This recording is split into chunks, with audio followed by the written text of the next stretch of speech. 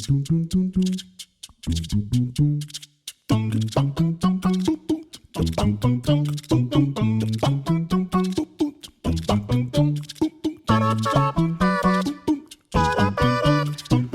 guys, it's Tim, the Lockpicking Patrolman, and today we're going to continue, I believe, what is this, part 5, part 6, whatever part it is, I'll have that correct in the title, of my series on picking an American 1100 locks. I've covered how the cores go together, what's actually inside of there. I've covered the equipment that you want to use, the tools that you want to use to actually pick it with. Also, when you're learning, how the easy way is to learn, how the next step to learn how to pick these is. And we use this guy, the vise. Well, guess what, guys? I didn't have a vise for the first year, actually a little over a year that I was picking. And it was sort of my thing for a while. Squint, who is a longtime lock sporter now, he mentioned in one of his videos, my thing was that I didn't have a vise, and I picked everything in my hand. I mean, everything from, these guys to padlocks to giant padlocks like this. I didn't have any high security locks like the Medico in my collection at that time. But if I did, I would have picked it in hand. I came up with a few pretty clever solutions as far as how to mount the lock without a vise, just because I couldn't drop the $15.98, with free shipping from Amazon for this guy. This is the same vise I've had forever. It's a really, really great vise. It's cheap. All of them are about the same. You can get them from Harbor Freight, Amazon, eBay, wherever. You shouldn't pay more than $20 for one of these guys, and it'll last you a good while and do what you need it to do. Yeah, the rubber pads are going to fall out. That's okay, because some of these locks, you want the metal jaws to be there, and you want to save these rubber pads. Don't feel like you have to go out and spend $50, $60, $80, $120 or $5,000 on one of these fancy vices that you see some pickers with. You just don't have to have it. Lock sport can be as expensive or as cheap as you make it, and that's one of the awesome things about this. So anyway, today we're going to throw this lock out of the way, or excuse me, not throw the lock out of the way, throw this vise out of the way. We're going to put it back over here. I'm going to adjust the camera to where you can see a little bit better, and we're going to pick this guy in hand. We're going to use the same tools, and we're going to use the same thought process when it comes to tensioning. However, in my last video, I was tensioning like this. Well, you can't really hold a lock like that and work it back and forth comfortably and get any feedback, because you do get feedback. Remember when we were feeling for these tiny little spools to go kind of cockeyed like that?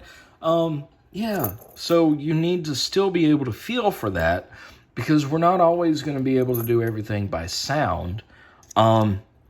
So my technique for picking these is to of course, put your tensioner in there the same way we've been doing. I use my index finger. Make sure that that your tensioner isn't hanging out down here. I don't know if you guys can see that. You want to give it a good kind of firm set to where it's as far up in the keyway as possible. And you're going to have to use some more tension on it. You can't just barely push on it, not to start with. Okay, not to start with. The shackle is locked up on this one, so we're not getting a freebie on it. So do that. Make sure that it's lined up to where it's not going to slip out. And I go ahead and start with that amount of tension, again, where you can't freely rotate the plug back and forth in the lock. Now that's rotating it freely. This is not. So feel that out. And then our technique's going to be the same. We're going to go in, and I'm going to slide the tip of the pick along the edge of my tensioner until I'm in there and I can feel where pin 1 should be. Okay, pin 1 springy, 2 is springy. Okay, 3, I just got a small click. And that's another thing. When you're holding these and picking them in hand, you're not going to be able to hear those clicks as much. 3, I just got one little click out of. Okay, 4 is solid. And 4 is not wanting to give me anything. Now, you can flex up on your tensioner like that. Just kind of pulse it like that. Just let up just enough, and then just give it just a little slight touch with the tip of your pick, just to see if you're missing any feedback. Okay, now that was 5. I got a little click out of 5.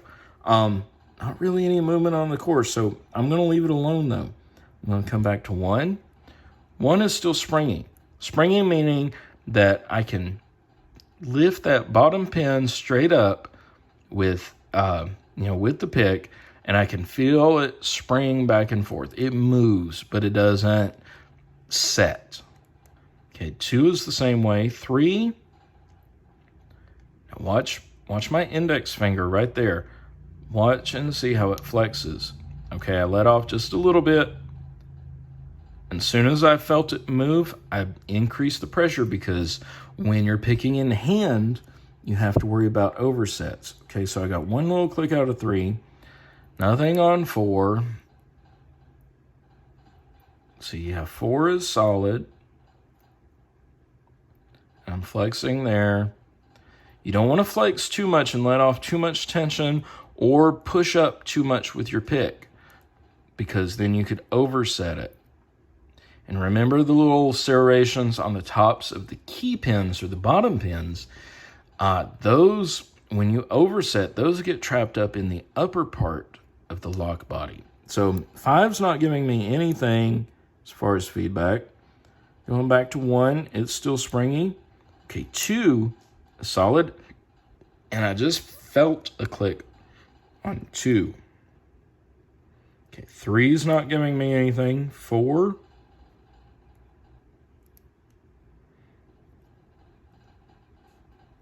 Okay, 4 isn't giving me anything. Neither is 5. So don't try to force clicks or movement out of these pins.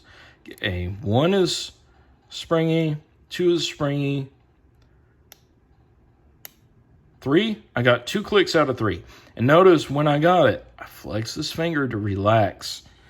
So 3 gave me 2 clicks. Don't ever go more than 3 clicks out of the pin, ever. Not all at once, because that'll be a recipe for an overset. Okay, number 1 is solid now. I think number 1's solid. Yeah, number 1 is not springy. Okay, I got to click out of 1. I'm kind of iffy on 1, though. Okay, 2 is springy. If you're kind of iffy on a pin, move to the next one. Okay, 3 is solid. 4, 5. Let's go back up here to the start. Okay, 1. Definitely binding, got a click. Okay, got another click, and I started to drop into a falset. Now look at my tensioner. Oh no, it's starting to fall out. Maintain pressure on it this way, and then use your other hand to come up and stabilize it. There you go. Don't be afraid when your pick isn't in there or you're not working on a specific pin. Don't be afraid to crank down on the tension. It's not going to hurt it. Okay? So now we come in, feel our way back there to 1. It's okay. 2, I'm going to flex the tension a bit. Nothing from 2. 3 feels like it's set, meaning that it's up above the bottom of the keyway where it would normally be resting, but it's not giving me any feedback. So I'm going to leave 3 alone. Okay. 4 is down and it feels solid, so I'm going to flex the tension and just give it gentle pressure with my pick. Nothing there. 5 feels the same. So let's work our way back through. Go to 1.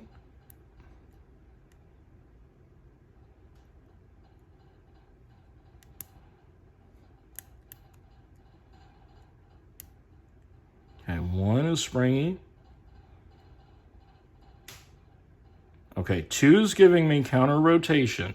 Okay, ease up on the tension with this finger right here. Ease up on it to where you're just giving it enough tension to be held in there, and then lift straight up with your pick. And then when you feel it start to move, go ahead and increase that tension back. Otherwise, you'll either overset it or you'll drop a bunch of other stuff. So don't be afraid to flex that tension and increase and decrease it sort of on the fly. You'll get to know exactly what that feels like to you the more you pick these. So let's see. Let's start back here. 1. Okay. Not getting anything off of 1. 2 we just worked on. 3 feels springy. Okay, 4. Is 4 giving me something?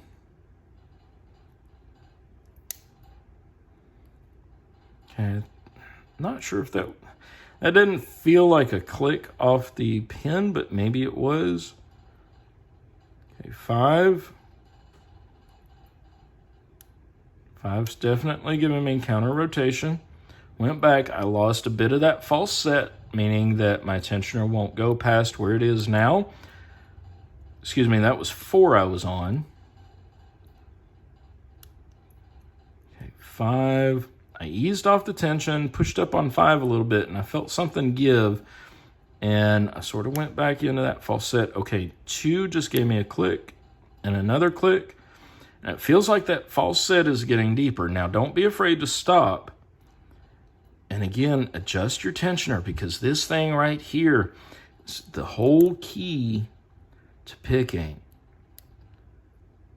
Okay, 3 is all the way down. And I'm not even looking at the keys. I don't remember what the keys look like, so I can't remember where, there were high cuts and low cuts and stuff. But that's okay. We don't need that. Okay, let's go back here to 1.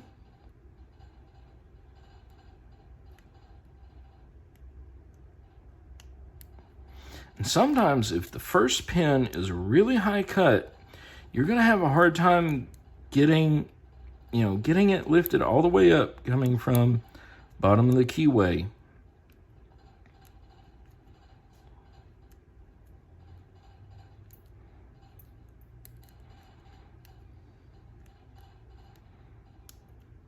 Okay, there, I just lifted on 3, eased off the tension, and I dropped into a really deep false set. So I think I'm probably pretty close. Okay, there's 1. I'm on 1 now. I got to click out of 1. Okay, that was 3. Now notice also, with 3, when I lifted up and I got counter rotation, it sort of overset, so I let off and was able to ease it back down. But then also you can use your pick to turn the opposite way. Either turn it back that way. If you ease off that tension, rotate your pick counterclockwise while you're maintaining very, very light pressure clockwise. And it'll help you sort of reset, or at least feel for that. Okay, that was 1.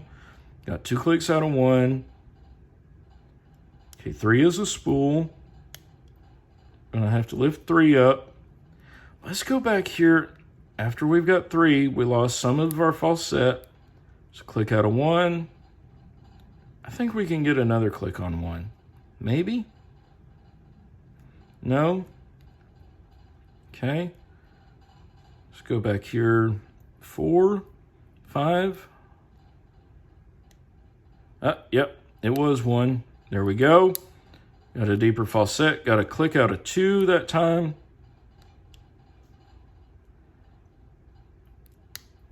Click out of 3, counter rotation, and we got it open. So you can see that, you know, doing this in your hand is going to be more difficult. It's going to take you more time. This is the longest video yet out of this series. And oh my God, are you still watching? Yeah, I'm sure you are. Pretty sure anyway.